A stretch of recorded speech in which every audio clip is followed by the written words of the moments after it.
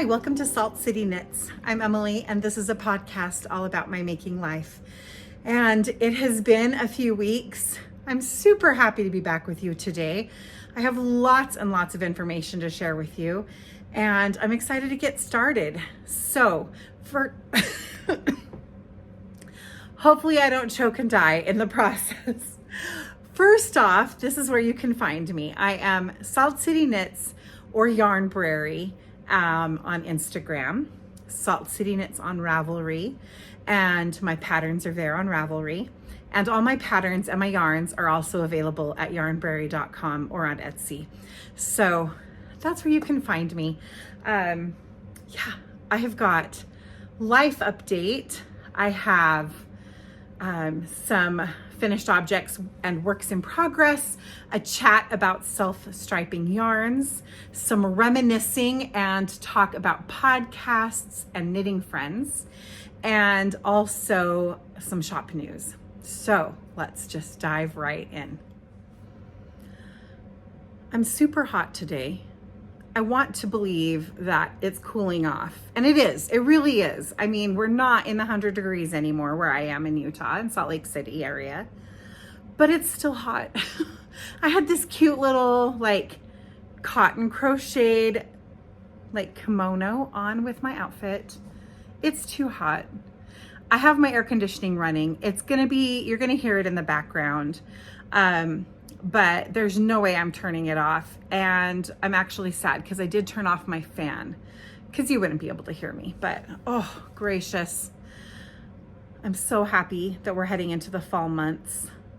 I know that we're a mixed bag on who loves fall, who loves summer, who loves winter, spring, and that's great. I hope you love the seasons that you love and that you're happy wherever you're happy. Hopefully we can be happy no matter what the season is, right? In some way.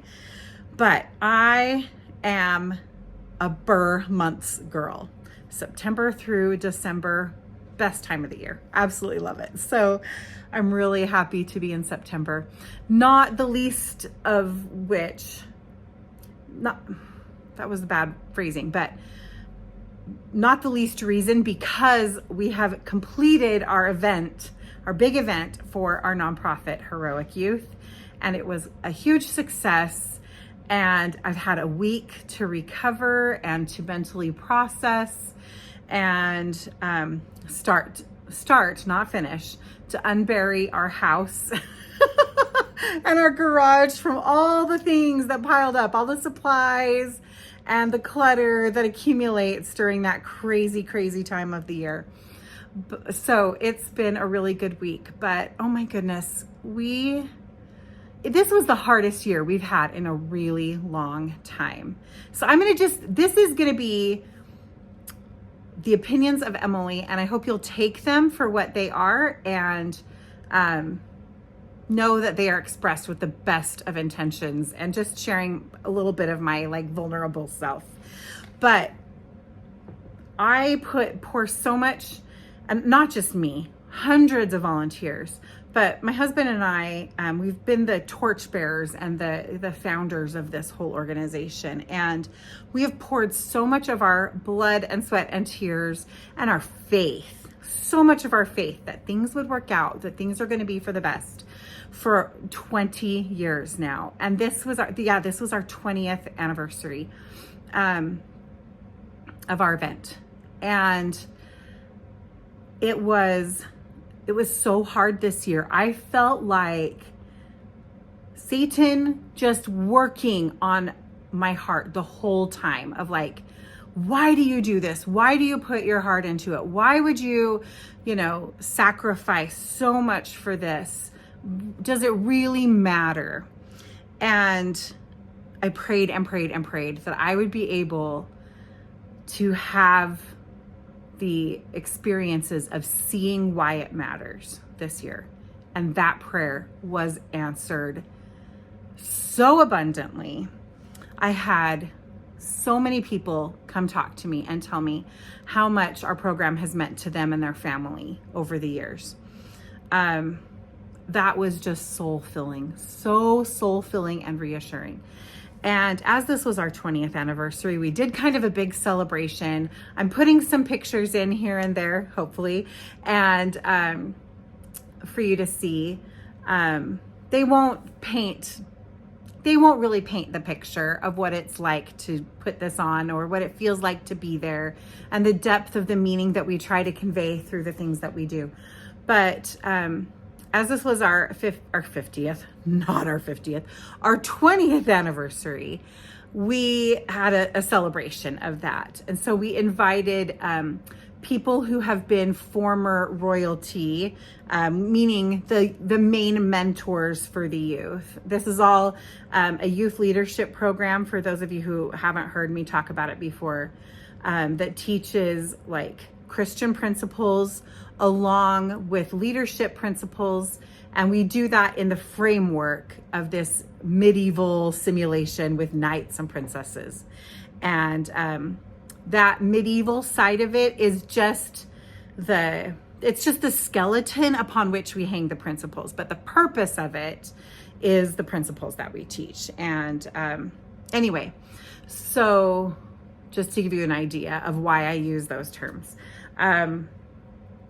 But we had some previous of our main adult mentors come back and recognize them for all their contributions. And we had this awesome castle cake that a friend made, and it had fireworks coming out of it. We sang happy birthday to Summit. There were 1,500 people there singing along with us. It was just super neat.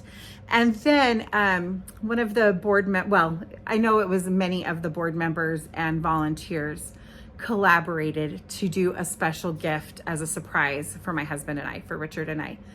And they surprised us with a picture of a knight, which is cool in and of itself. You know, we're the ones that are over the boys program. We work with the knights, and that has a lot of meaning and symbolism to us. And so it was a beautiful picture. But then they pointed out, look closer at the picture. And when we look closer, you can see that the actual picture is entirely made up of all of the names of all the youth who have participated in our program over the past 20 years. And just to see that, it was, I can't even describe the level of emotion that was brought up. Some of these pictures that I'm inserting here will probably describe it a little better for you. It was so touching and inspiring, and yeah, an answer to those prayers of needing to see that the things that we do matter, and that the sacrifices that we make matter, and that they're worth it. And it was amazing. My children were all there, and as they saw my husband and I just crying, they were all crying. My oldest son and his wife, I mean, all my kids were crying, but my oldest son and his wife, they were just sobbing. And that brought up so much emotion in me, because I knew that it's not just a sacrifice that my husband and I make. It's a sacrifice that our whole family makes and has made from the time that my older children were little, and that my younger children were even, before they were even, well, Isaac was a baby in my arms at the first event, the first year. And my youngest, Abby, wasn't even born yet. So they've never known anything different but than us doing this program. It was amazing. It was the most reassuring thing to me. I came away from it knowing that I can keep going and keep doing it, because it means so much to so many people, and it really does make a difference in their lives. And that's the whole point. So, and it's done for the year. We're done.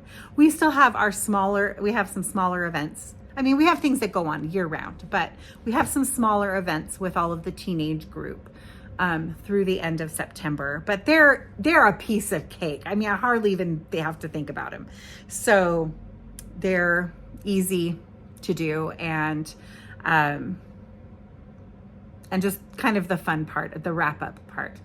So I feel light as a feather. And even while I have been recovering this last week, I was so physically and emotionally drained, even going into our events, that I didn't know how I was going to get through it. That was another blessing, heavenly blessing, that I got through it. I rested when I needed to rest.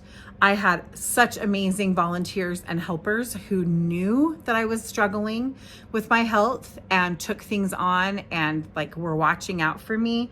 And it made it so I was able to get all the way through things. And then I was tired at the end of the events, really tired, but I wasn't completely laid up with a complete major crash. For those of you who don't know, I have chronic fatigue syndrome, and one of the symptoms of chronic fatigue, one of the main characteristics of it, is something called PEM, which is post-exertional malaise, which is when you have this horrible flare-up of your symptoms after large exertion. But that exertion can, in fact, it doesn't even have to be large exertion. Any exertion can bring it on. Stress can bring it on. Being ill can bring it on.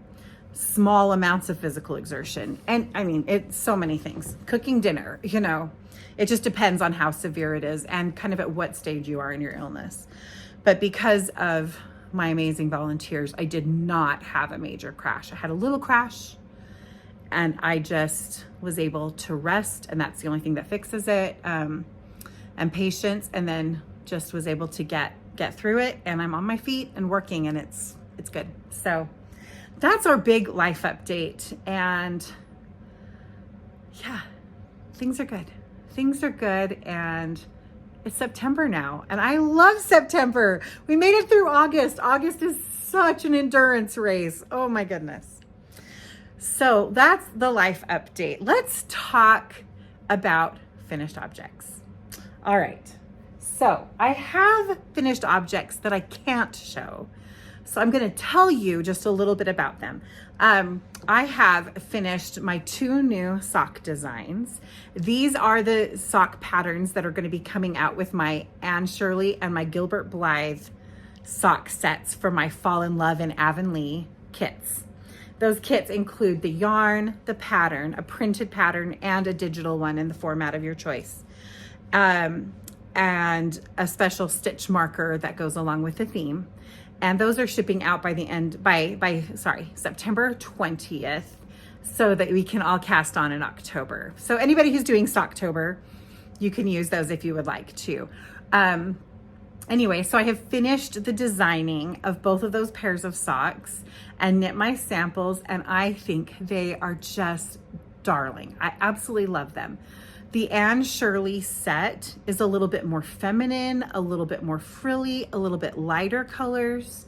The Gilbert Blythe set is a little bit deeper and richer and a little more masculine. And so if you're interested in participating in that, the patterns will also be available, but they will not be available until October 10th. I want to keep them exclusive to these sets until October 10th. But then at that point, I will release both the Anne Shirley and the Gilbert Blythe patterns. They both have a lot of similarities to them. You can tell that they were meant to be complementary to each other, but they're very individual as well. So anyway, I'm really excited about those. I will show you the yarn that I used for knitting the samples, just because I think it's fun. I already had this skein. I think I may have shown this on my last episode, but I already had this skein of Alcott on my biography sock base caked up. And so that is what I've used for the Anne Shirley sample, which is fun. And then I wanted to use a more neutral or even masculine yarn. I'm not showing you that. Don't look at that. For the Gilbert Blythe set. And I also wanted to use speckled or slightly variegated yarn so I could see how the pattern was going to work up in a non-solid color, since that is how this yarn will be. It's not going to be just a solid color. So I pulled out my July Hogwarts set. This is what I have left over. And this is the 1000 Magical Herbs and Fungi on, I think it's also on on Biography stock. So it came with this in a full skein and then this color as the 20 gram contrast mini. And I knitted up in that. I love this set. I think I'm gonna bring this into the shop, not just, it's my favorite of all the Hogwarts sets I've done this year so far. And it's just so good for fall. I really love it. So both of those sock patterns are a top-down sock pattern.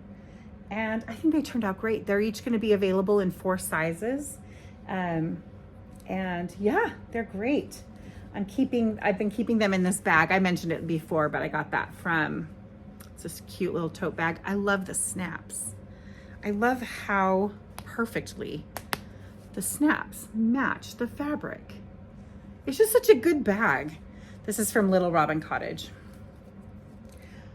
I think, no, not all my bags are Little Robin Cottage right now. Just 2 of them. I was using all Little Robin Cottage bags. Okay, those are finished. What else is finished? Let's go to this pile. Hold on. Whenever I get ready to record a podcast, I start piling things up and I get this massive pile of stuff. And then as soon as I start picking things up off the pile to show you, I inevitably knock things on the ground. But I want everything to be kind of in reach while I'm recording. It's nuts. I have finished 3 pair of my Christmas socks. So my goal is to knit 10 pair of Christmas socks, 1 for each member of our family, including my son's girlfriend. And so that means 10 pair of socks. So I'm going to give them to everybody on Christmas Eve. We're getting together for Christmas Eve. We'll all be here to celebrate together. And so, well, I'm not sure about Isaac's girlfriend, Jessica, if she'll be here or not, but either way, I'll give them to her for Christmas Eve. And so I've just been working through, and I've shown some of these before, but this is going to be a whole chat about the Christmas socks. So just to catch you up, I showed these already. These are my son-in-law Michael's socks. And this yarn was PNW Purls in the Snoqualmie base, and the colorway is Emerald Isle.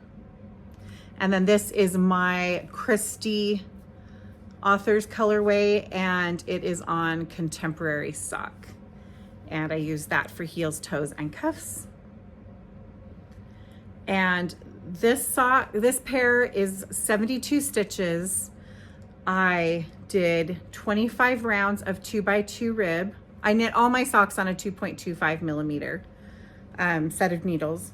And I use Chowgu red lace with a 40-inch cable, and I do magic loop. I like a 40-inch cable. I'll talk to you about that again in a minute. But I knit 25 rounds for the cuff, 90 rounds for the leg. I did 36 rows for that heel flap, then did a turn, and then I work all my decreases. And then once I finished my decreases, I did 90 rounds before switching to the toe color and starting the toe decreases. So these are men's size, US size 12 socks. That's what size they were, both my son-in-law and my son Isaac. So I finished Michael's socks, and then I finished my daughter Aria's socks. Michael and Aria are married. These are hers. And this yarn I talked about last time, and it was, I don't remember. So if you're interested, it's back last couple of episodes. I do remember that it's called Seed Spitting Contest because it's supposed to look kind of like watermelon with seeds. Totally does. And I used my Seuss colorway and contemporary sock for the cuff. I also used a 2.25 millimeter needle, and this is a 64 stitch sock, but this yarn is a heavy fingering weight, maybe even light sport weight.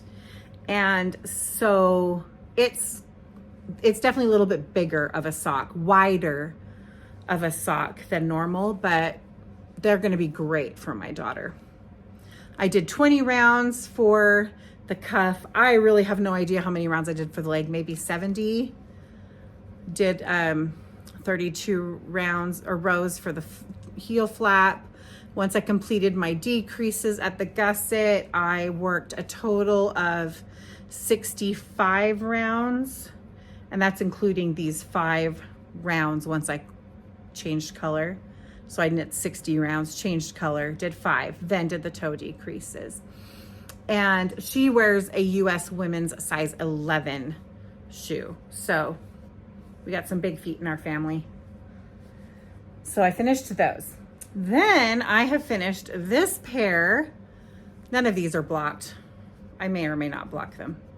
I finished this pair for my son Isaac. These are another large pair of socks, and it's the same formula that I talked about for the first pair. But this yarn, let me pull out that yarn. Where did I put it? Right here. This yarn was, this is the one that came with it. This is a different one. But it was Christmas sock wool, and this is from Hobbi. And it's 100% superwash, 75% superwash wool, 25% polyamide. This one right here is color number 5. But the one I knit, this is color 4. And I think what the difference is that this one had the little flecks in it. It had those areas that have flecks of color, where I'm pretty sure this one is just striped. But I bought them at the same time. In fact, I think there were 3 skeins. The other one had no white in it.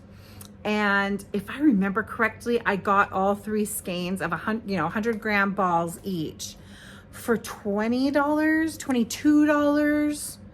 It was either last year or at the end of the year before that I bought these. But they often have something like this. Now, one of the great things, I don't mind the patterned yarn for the heel flap. It doesn't bother me too much. I don't like it for toes. I really just don't like it for toes. So I thought, what am I going to put in the toe there? This is a more rustic commercial yarn. I don't want, if I put something that's like my hand dyed yarn, it's just not going to go with it. And then I remembered and thanked Past Me, because Past Me bought, I think, 14 different colors in this Mayflower first class, or one class. It was being discontinued, or at least from Hobbi it was being discontinued. And it's the same thing, 75% superwash wool, 25%, this one says nylon, so maybe not polyamide, but it has that similar rustic quality. And look at the color match on that. I mean, it's not 100% exact, but wow, is it close. It looks great for the toe of this sock. And I'm thrilled with it. I ended the pattern here and put 10 rounds before starting the toe decreases, because this was the spot I needed to end in order to start the pattern again in the same place. If I had gone all the way to the toe, I would have then had to have pulled out basically this much, because that's how long that pattern repeat is. That much yarn. And I was not entirely sure. In fact, looking at it now, let's see how much I had left. Where did that bag go? I've dropped it. No, I haven't. I was holding it in my hand. I dropped something else. See, I told you, everything falls. Okay, where'd it go? Where did my leftovers go? Maybe this is how much I had left over. I don't think that that is enough. I'm pretty sure that I would not have been able to complete those socks. So it was totally fine with me to have a slightly longer toe color to change that yarn earlier. And these are great. They are so big. Look at these socks compared to like my head. They're massive. Oh, I always complain about knitting these socks. They just keep going. They just keep going. Anyway, but they are done. So that's the third of 7 pair that are done. So next up, we're going to switch to works in progress. I have this pair that I am working on. Look at the difference. Look how cutesy. Look how demure this little tiny sock is. These are for Jessica, Isaac's girlfriend. And she has tiny feet, but that just doesn't even look real to me for a full grown woman. She's just very, very petite. And so I told her, I don't like to lie ever.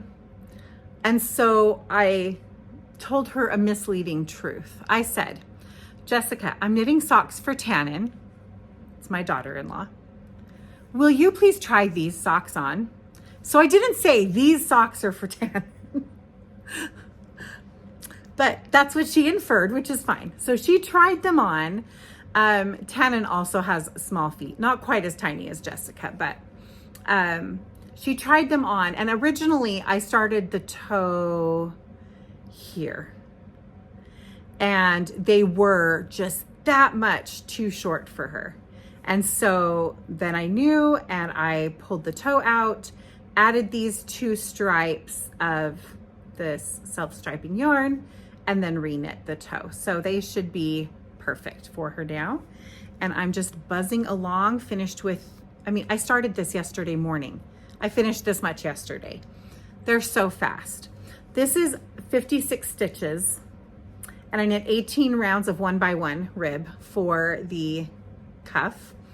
And this self-striping yarn, I believe, is Cozy Knitter. This is remnants from socks that I knit a year or 2 ago. I'm pretty sure this colorway is called Bumbles Bounce, and it's got the red and green stripes, but then it has the silver and gold, which makes me think of the song from Rudolph, the most unhinged Christmas movie ever. So, and again, I'm using Christie and Seuss as my contrasting colors. They're just fun, and I had remnants of those.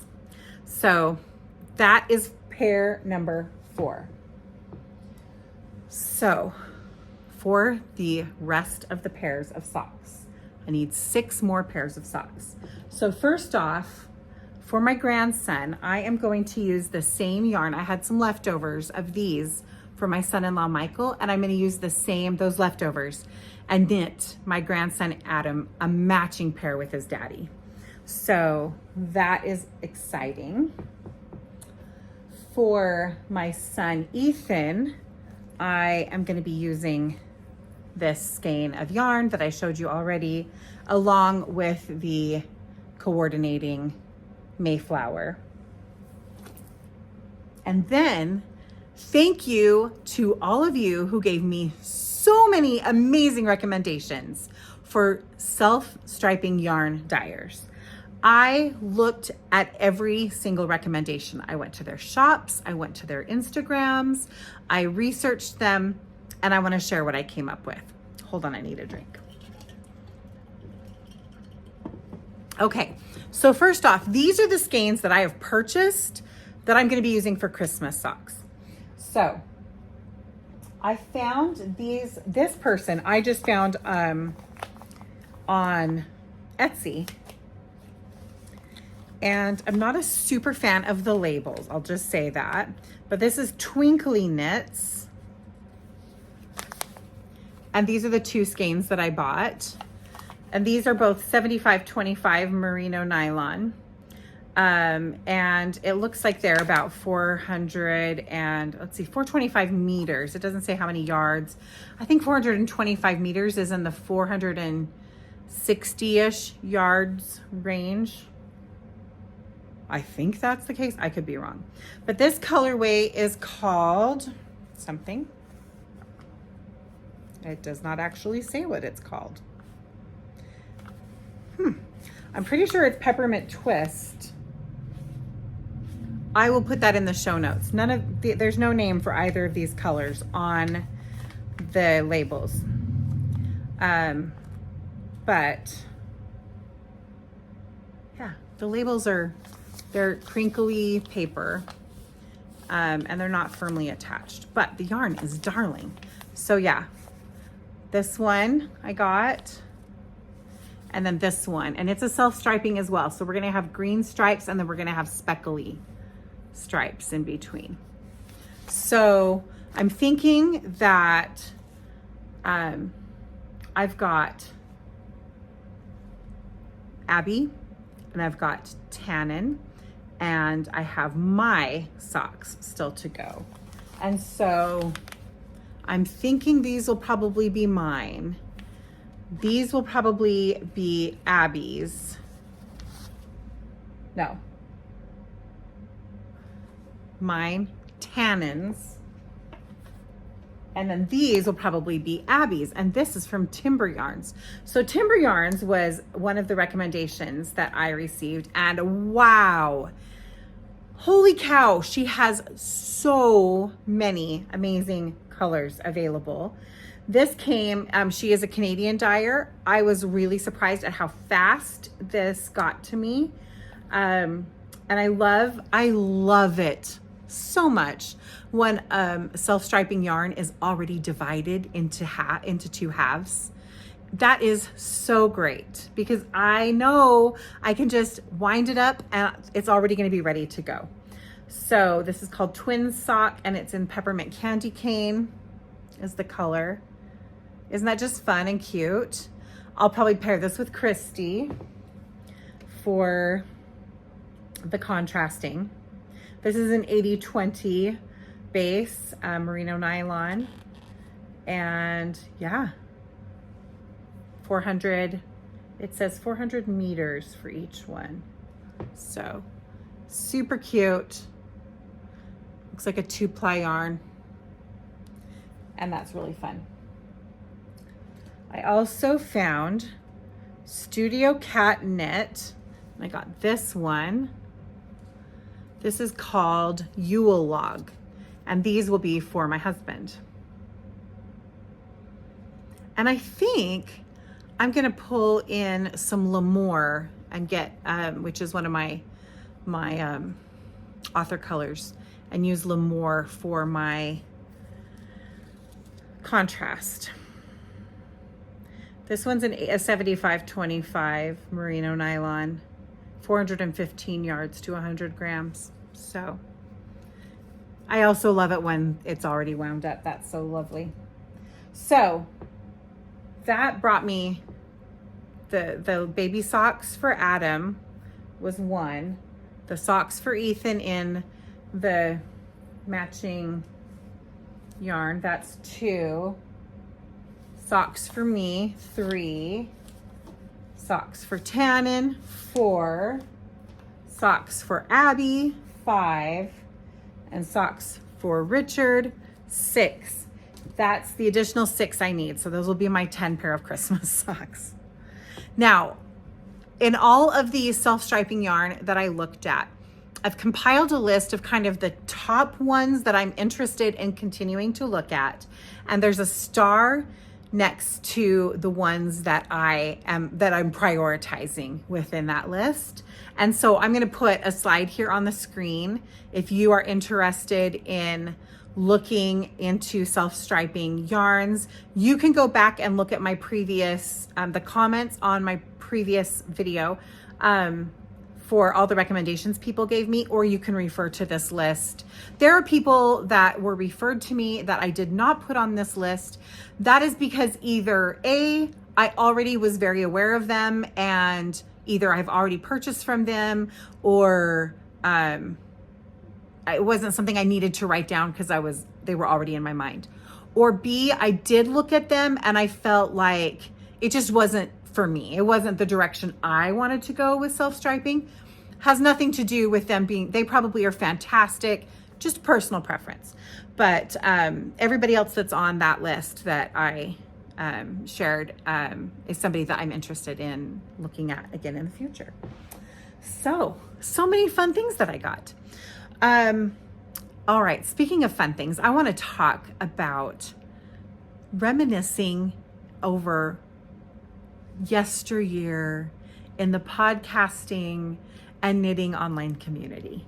So one of my favorite people to watch on YouTube is my dear lovely Kelly from Lay Family Yarns.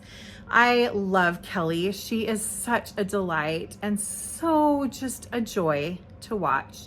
And while I was in the midst of all of the just intensity of the couple of weeks leading up to our events, and then the week of the event, my brain was so fried. It was so hard for me to focus on anything, but Kelly was so comforting to me. And so I would turn Kelly on if I had a few minutes and I wanted some brain downtime where I could just come up for air out of the pool of heroic youth and breathe in the joy of not thinking about heroic youth and thinking of knitting instead, right?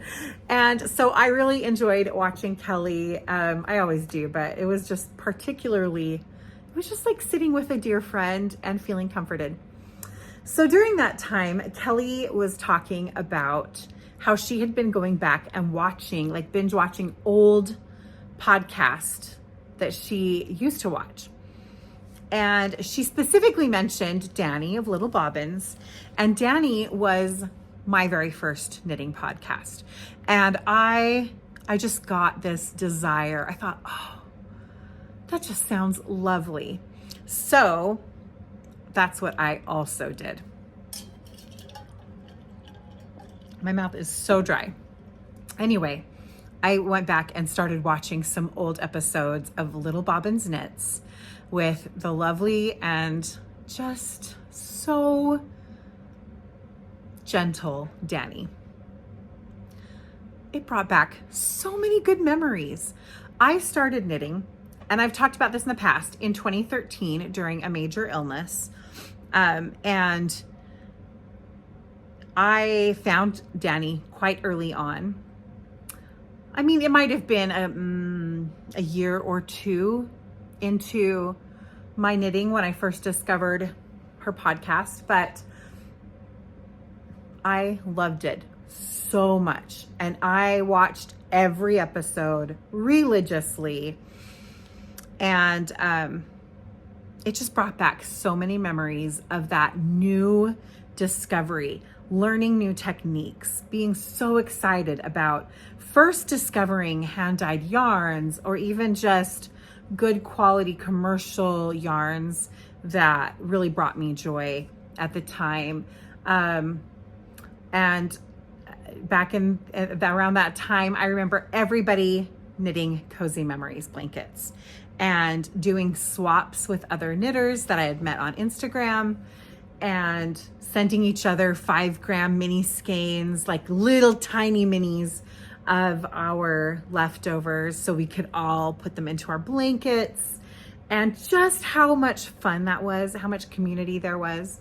So Kelly and I we're on WhatsApp, and we started talking to each other about those reminiscences and about get your yarn wishes granted. And it just brought back so many memories, not just of old podcasts, but the way Instagram used to be. When you really would connect with individuals, and it wasn't so, I don't know, it wasn't what it is now. Anyway, but it was so fun, and it brought back so many memories. And I thought, I need to keep doing this. I want to go back in time a little bit and kind of revisit some of my favorites. So I've been watching Danny, and then Amber Lindemann of the Yarn Hoarder. She's only on Patreon now, but she's only $1 a video, and you only pay if she puts out a video. So super affordable. But she came out with a new episode. She was one of the other ones that I found early on. But it was interesting for me to look back and think that the people that I found early on, maybe not quite that early, but just like the next layer, are people that I'm still friends with. So how joyful that is. I made some of my closest, dearest friends through podcasts and some Instagram, but mostly YouTube podcasts. Amy of And Other Knits, formerly Taylor S Studio, and Gaina of Tales from Cuckoo Land, Kelly, which I've already mentioned, Jules of So Sweet Violet, and then friends that I've met locally here because Deborah, my sister Deborah, and I had our podcast, including Wendy and Becky of Granny Pan Knits, and so many other amazing friends who are probably watching because they're just so supportive. It just made me think about how wonderful it is. I think sometimes we get caught up in the frustrations of the modern world that we live in, and often feeling that we have no control over things. I can get that way. I feel like I have no control over what an app is going to do with my information, whether it's going to be seen or not, whether people are going to engage with it or not. And honestly, that's true. But I just had that time of looking back on how much I've gained through it, and how many, and what I say by gained, it's the relationships. So I love that. I love it. And it just made me remember why I do this. Just like I was talking at the beginning about remembering why it is that I do Heroic Youth, it made me remember why I do this, because of you, because I get to connect with you, and I get to have conversations with you, and I get to talk to you and hear your ideas and your creativity. And that just brings me so much joy. So thank you. All right. Do I have any more making to share with you? Not that I can show you, other than my secret knitting for my knit group and my socks that I've designed. I've just been working on Christmas socks, and hopefully soon I will be casting on some more Christmas projects. I'm doing an entirely handmade Christmas this year. It doesn't mean all hand knit, but a handmade Christmas for all my loved ones. I'm doing things very simply, and I'm so excited about that. I have wanted to do this for years, but I think my problem is I felt guilty if I tell my children I'm doing this, because they will still want to purchase things. And I kind of felt like I needed the permission of everybody agreeing to do handmade Christmas in order for me to feel like it was okay for me to do that. And then this year, I'm like, no, I don't actually have to have everybody do it. I can just say, this is what I'm doing. And everybody, of course, as soon as I told my kids, I'm doing handmade Christmas this year, they're like, that's great. They're fine with it. They think it's great. Like, why have I been worrying about this for so long? I don't like just giving stuff, and I don't like just getting stuff. I have stuff coming out my ears. I don't need more stuff. So I want it to be useful, meaningful, intentional. So I'm really happy about that. So I have some more projects I will show you coming up soon. But for now, let's talk about shop news. Okay. It's hard to get back into the yarn brain and turn off the Heroic Youth brain, turn on the Yarnbrary brain. But we've done it. So the first thing I have to share with you is our newest addition, and probably the last one for right now, of the Princess Bride colorways. So just to show, like, to recap, we have Princess Buttercup. Oh, pink and gold, always the favorite. As You Wish.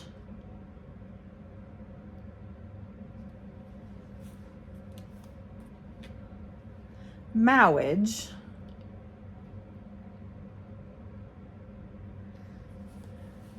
And now I present to you Humperdinck. I love this one.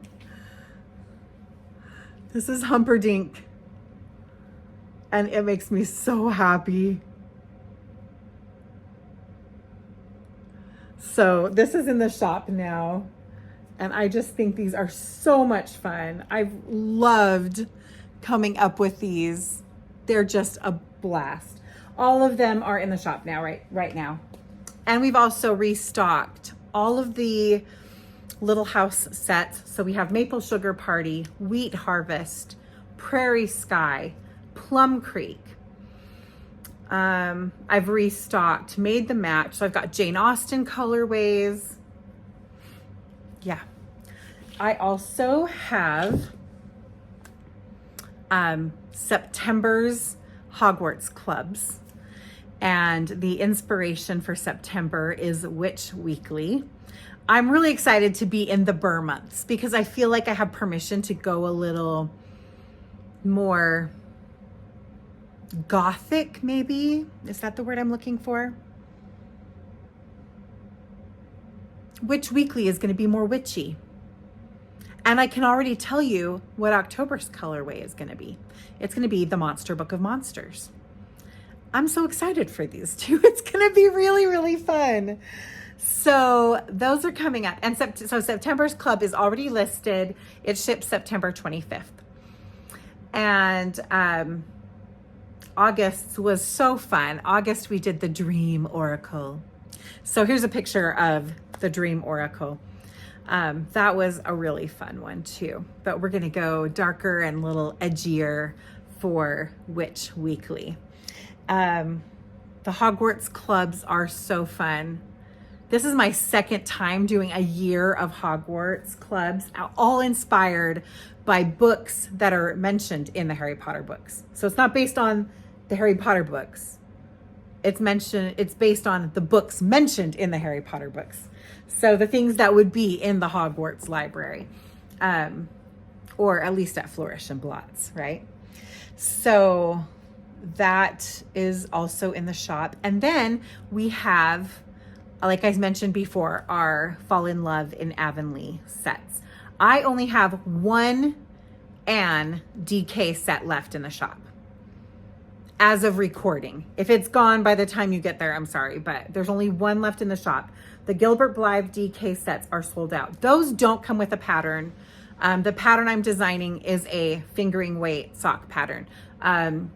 So if you wanted to purchase the pattern separately and figure out I'm not designing it for DK. It's designed for sock weight. So, but if you're interested, it'll be the yarn and the stitch marker, but not the pattern. But there is one DK set left of Anne. And then there's a handful of each of the Anne and Gilbert sets left. But thank you so much. You guys blew me away with your orders on those sets when I announced them last time. I hoped they would be popular. I did not expect how popular they've been, but that's why we've added a few more of those sets. So yeah, those are available as well.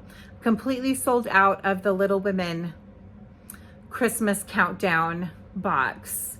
But it's going to be so much fun. I'm really looking forward to that. So yeah, that's what we'll be working on this month. We're just dyeing up all kinds of things for Princess Bride, dyeing up the Anne and Gilbert sets, dyeing up the Little Women set, Hogwarts clubs, and I'm still hoping that I have a collection that I want. I actually have 2 collections that I really, really want to do. I'm just trying to figure out how to fit that within everything else that we're doing, because I don't want it to get lost.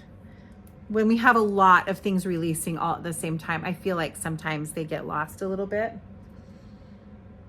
But yeah, so over the next few months, I've got my work cut out for me with Christmas knitting, with dyeing, and on these different kits that we're doing.